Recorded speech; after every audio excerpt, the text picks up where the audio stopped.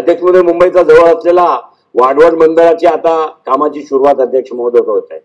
वाढवण बंदर अध्यक्ष महोदय 298 दशलक्ष मेट्रिक टन 298 दशलक्ष मेट्रिक टनची वाहतूक प्रत्येक वर्षी वाढवण बंदरच्या माध्यमातून अध्यक्ष महोदय होणार आहे. अध्यक्ष महोदय, वाढवण बंदराचा जेव्हा डेव्हलपमेंट पूर्णत्वाला येईल, जवळजवळ 76,000 कोटी आजचा एस्टिमेट अध्यक्ष महोदय, तो बंदर पूर्णत्वाला आणायला आणि त्याला कार्यान्वित करायला अध्यक्ष महोदय आहेत. म्हणजे ज्या बंदराची कॅपॅसिटी JNPT पेक्षा मोठी आहे, जगातल्या सगळ्या पहिल्या 10 जे बंदर आहेत अध्यक्ष महोदय, त्या बंदरामध्ये हा बंदराचा वाढवणचा 4था नंबर अशा पद्धतीने उभा राहणार आहे अध्यक्ष महोदय.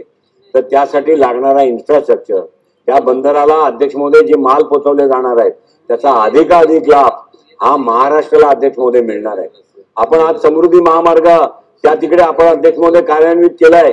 या समृद्धी महामार्गासाठी पण सरकारचं जेवढं अभिनंदन करावं, माननीय देवेंद्रजींच्या दीर्घदृष्ट्यानं अध्यक्ष महोदय जेवढं अभिनंदन करावं तेवढं कमी अध्यक्ष महोदय.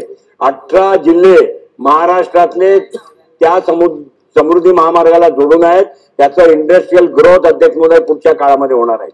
त्यासाठी लागणारी जी व्यवस्था आहे अध्यक्ष महोदय, त्याच्यावरती सरकारने माझी मागणी आहे की वाढवण बंदर हे पुढच्या 10 वर्षात 8 वर्षात तयार होऊन कार्यान्वित फेज वाईज जेव्हा सुरू होईल, त्या वाढवण बंदराच्या विकासाबरोबर त्याला लागणारा इन्फ्रास्ट्रक्चरचा केवळ रोड इन्फ्रास्ट्रक्चर नाही, पण तालुका पर्यंतचे, कारण केवळ जिल्हे विकास झाले म्हणजे देशाचा महाराष्ट्राचा विकास होणार नाही.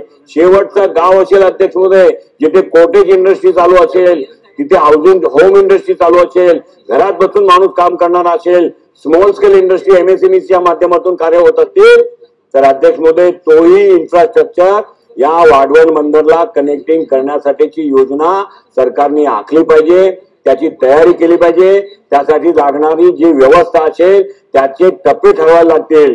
त्यासाठी माझी सरकारकडे अध्यक्ष महोदय एक विनंती आणि मागणी आहे की सरकारने या संदर्भामध्ये मग ते नैना आणि वाढवण बंदर, नवी मुंबईचा अध्यक्ष महोदय तो नैनाचा प्रकल्प, त्याचीही प्रगती अध्यक्ष महोदय पुढच्या काळामध्ये आपल्या सगळ्याला अनुभवात येणार आहे आणि ती तर अगदी जवळ म्हणजे 2-3 वर्षात अध्यक्ष महोदय येणार आहे.